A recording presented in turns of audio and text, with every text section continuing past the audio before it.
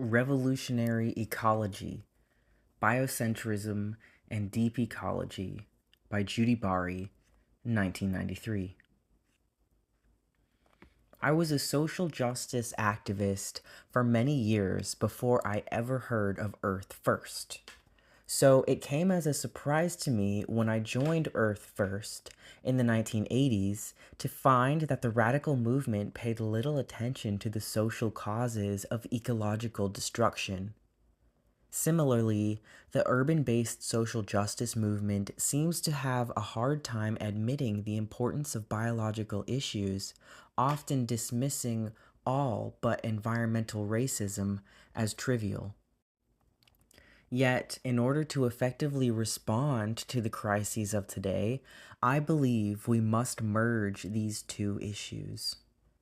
Starting from the very reasonable but unfortunately revolutionary concept that social practices which threaten the continuation of life on Earth must be changed, we need a theory of revolutionary ecology that will encompass social and biological issues, class struggle, and a recognition of the role of global corporate capitalism in the oppression of peoples and the destruction of nature.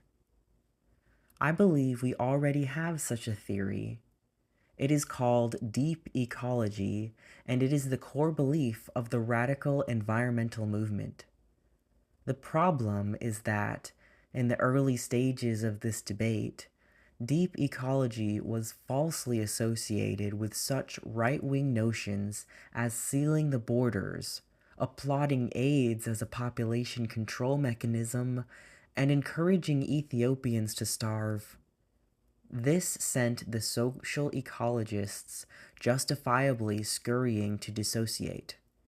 And I believe it has muddied the waters of our movement's attempt to define itself and unite behind a common philosophy. So in this article, I will try to explain, from my perspective as an unabashed leftist, why I think deep ecology is a revolutionary worldview. I am not trying to proclaim that my ideas are the absolute truth, or even that they represent a finished thought process in my own mind. These are just some ideas that I have on the subject, and I hope that by airing them, it will spark more debate and advance the discussion. Biocentrism. Deep ecology, or biocentrism, is the belief that nature does not exist to serve humans.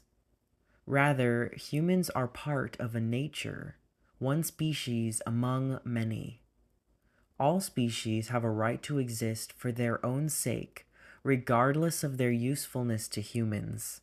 And biodiversity is a value in itself, essential for the flourishing of both human and non-human life.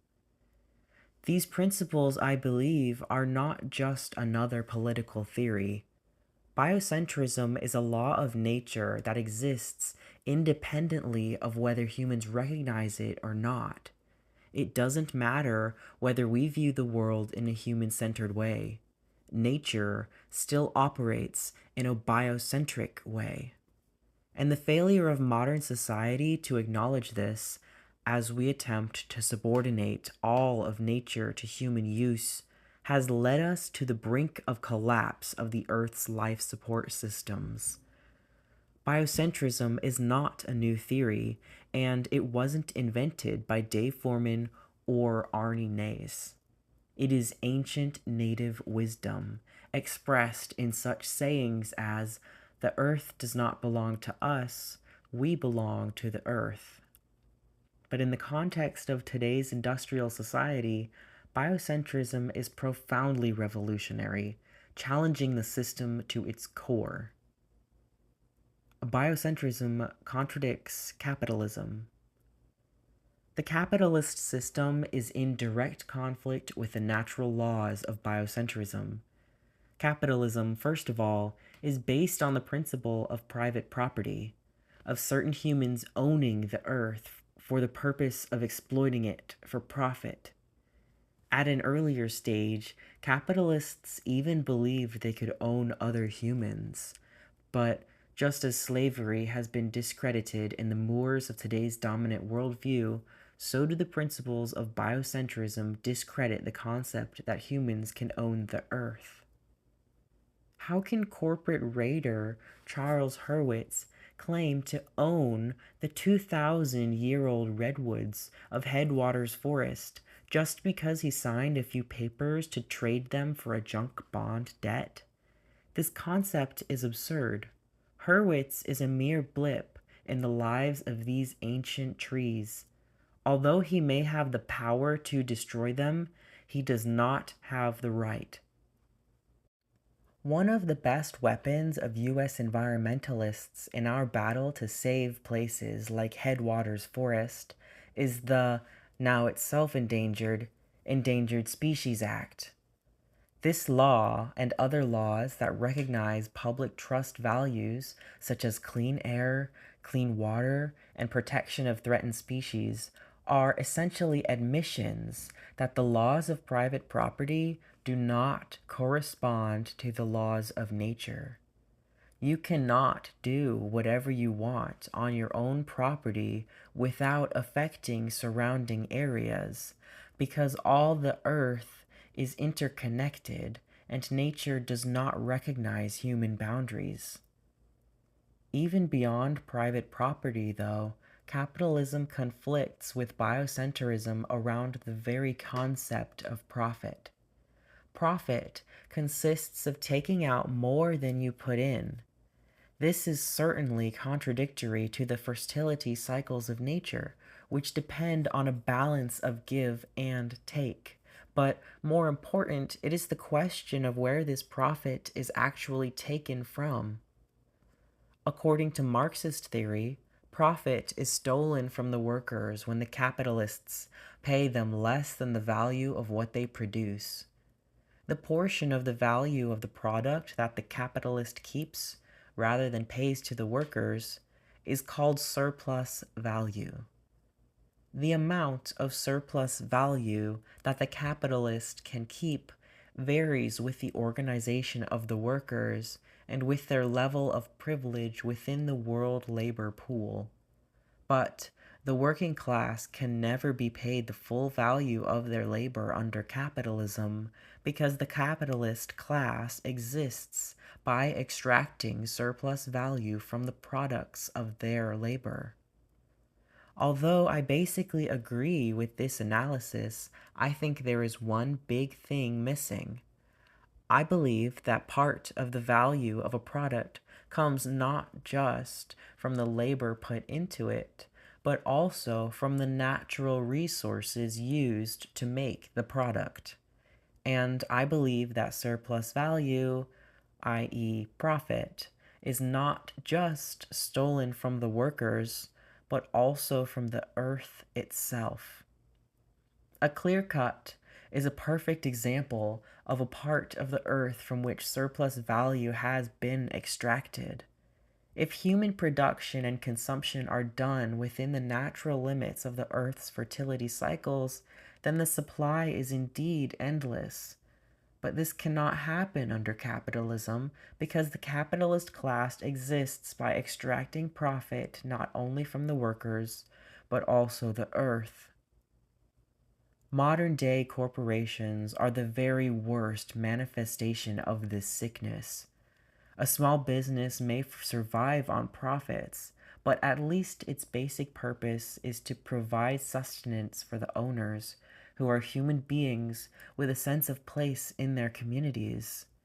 But a corporation has no purpose for its existence, no moral guide to its behavior other than to make profits. And today's global corporations are beyond the control of any nation or government. In fact, the government is in the service of the corporations, its armies poised to defend their profits around the world, and its secret police ready to infiltrate and disrupt any serious resistance at home. In other words, this system cannot be reformed. It is based on the destruction of the earth and the exploitation of the people. There is no such thing as green capitalism, and marketing cutesy rainforest products will not bring back the ecosystem that capitalism must destroy to make its profits.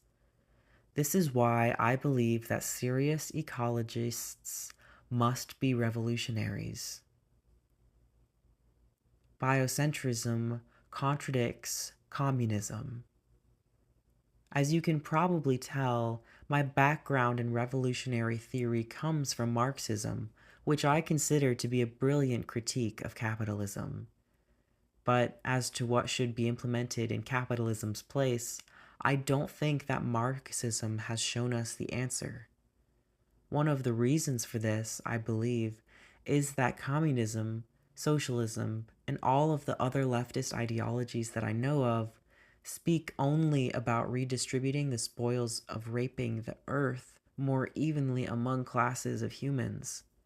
They do not address the relationship of the society to the earth, or rather, they assume that it will stay the same as it is under capitalism, that of a gluttonous consumer, and that the purpose of the revolution is to find a more efficient and egalitarian way to produce and distribute consumer goods. This total disregard of nature as a life force, rather than just a source of raw materials, allowed Marxist states to rush to industrialize without even the most meager environmental safeguards. This has resulted in noted disasters, such as the meltdown of the Chernobyl nuclear power plant, the oil spill in the Arctic Ocean, and the ongoing liquidation of the fragile forest of Siberia. It has left parts of Russia and Eastern Europe with such a toxic legacy that even the rate of human fertility has slowed. Marx stated that the primary contradiction in industrial society is the contradiction between capital and labor. I believe these disasters show that the primary contradiction is between industrial society and the earth. But even though socialism has so far failed to take ecology into account, I do not think that it is beyond reform, as is capitalism. One of the principles of socialism is production for use, not for profit. Therefore, the imbalance is not built in under socialism as it is under capitalism, and I could envision a form of socialism that would not destroy the earth, but it would be unlike Marx's industrial model. Ecological socialism, among other things, would have to deal with the issue of centralism. The Marxist idea of a huge body politic related to some central planning authority presupposes 1. Authoritarianism of some sort, and 2. The use of mass production technologies that are inherently destructive to the earth and corrosive to the human spirit. Ecological socialism would mean organizing human societies in a manner that is compatible with the way that nature is organized. And I believe the natural order of the earth is bioregionalism, not statism. Modern industrial society robs us of community with each other and community with the earth. This creates a great longing inside us, which we are taught to fill with consumer goods. But consumer goods, beyond those needed for basic comfort and survival, are not really what we crave. So our appetite is insatiable, and we turn to more and more efficient and dehumanizing methods of production to make more and more goods that do not satisfy us. If workers really had control of the factories, and I say this as a former factory worker, they would start by smashing the machines and finding a more human way to decide what we need and how to produce it. So, to the credo, production for use, not for profit, ecological socialism would add production for need, not for greed. Biocentrism contradicts patriarchy. Patriarchy is one of the deepest and oldest forms of oppression in the world today. It is so deep that we are discouraged from even naming it. You can say you are against apartheid without offending progressive white people, but start talking about the patriarchy, and you will run into howls of protest and ridicule from otherwise progressive men.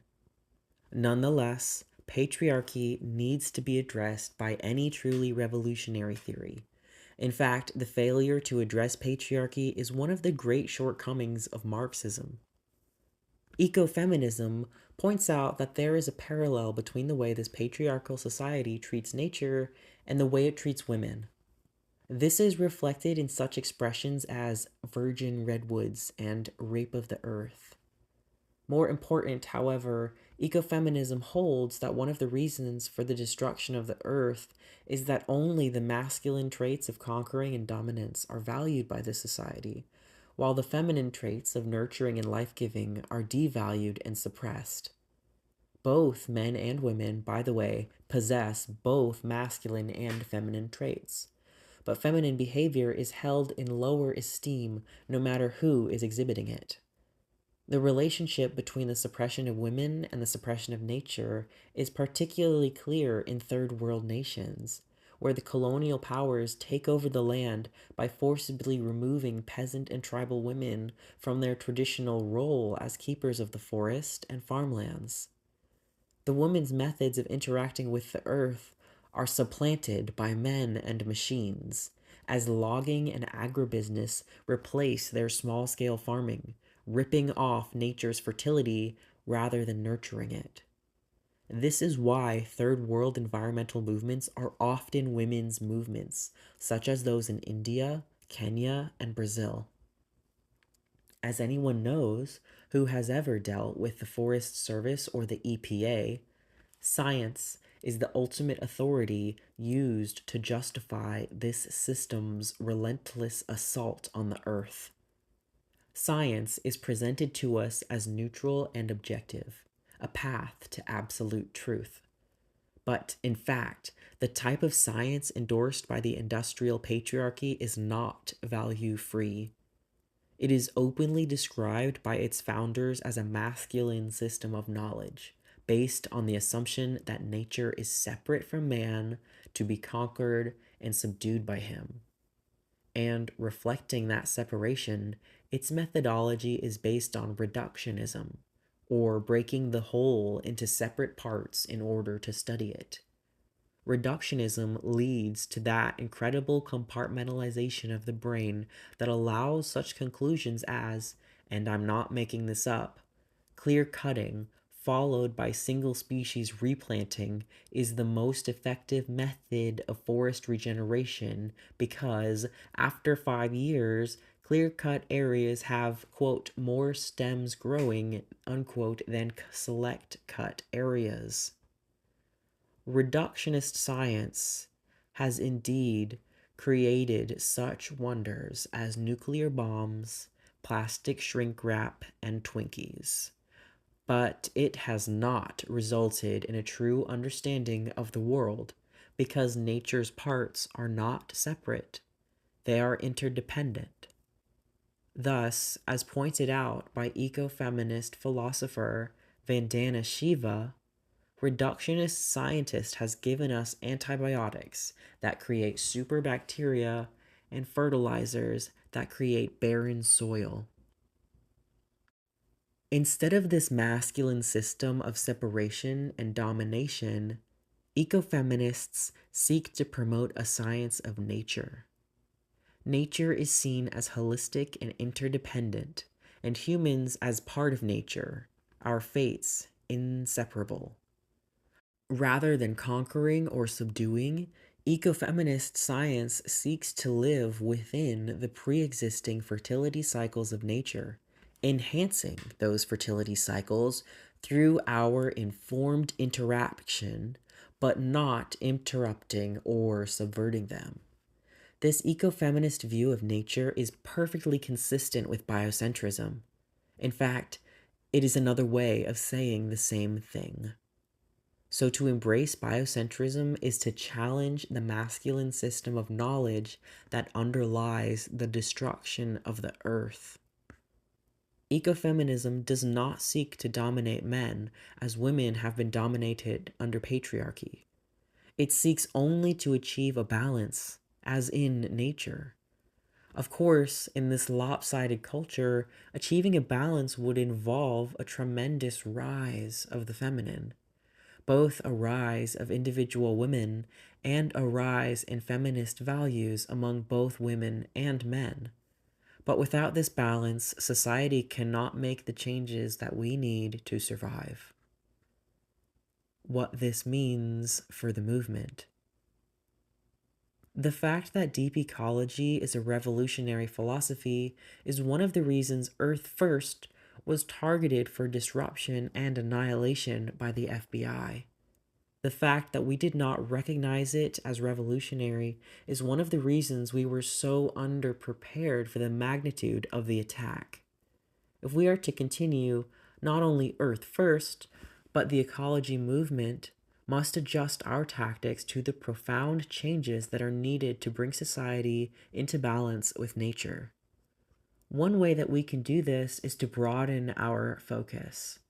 Of course, sacred places must be preserved, and it is entirely appropriate for an ecology movement to center on protecting irreplaceable wilderness areas. But to define our movement as being concerned with wilderness only, as Earth First did in the 1980s, is self-defeating. You cannot seriously address the destruction of wilderness without addressing the society that is destroying it. It's about time for the ecology movement, and I'm not just talking about Earth First here, to stop considering itself as separate from the social justice movement. The same power that manifests itself as a resource extraction in the countryside manifests itself as racism, classism, and human exploitation in the city. The ecology movement must recognize that we are just one front in a long, proud history of resistance. A revolutionary ecology movement must also organize among poor and working people. With the exception of the Toxics movement and the Native Lands Rights movement, most U.S. environmentalists are white and privileged.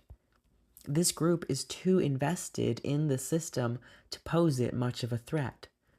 A revolutionary ideology in the hands of privileged people can indeed bring about some disruption and change in the system. But a revolutionary ideology in the hands of working people can bring the system to a halt. For it is the working people who have their hands on the machinery, and only by stopping the machinery of destruction can we ever hope to stop this madness. How can it be that we have neighborhood movements focused on the disposal of toxic wastes, for example, but we don't have a workers' movement to stop the production of toxins?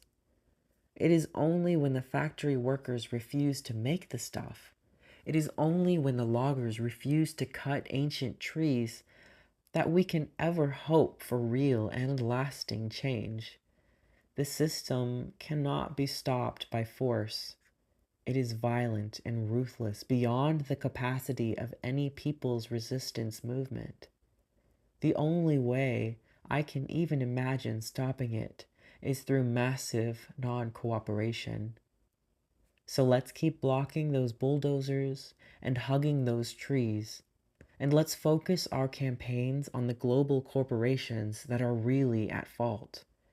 But we have to begin placing our actions in a larger context, and we must continue this discussion to develop a workable theory of revolutionary ecology.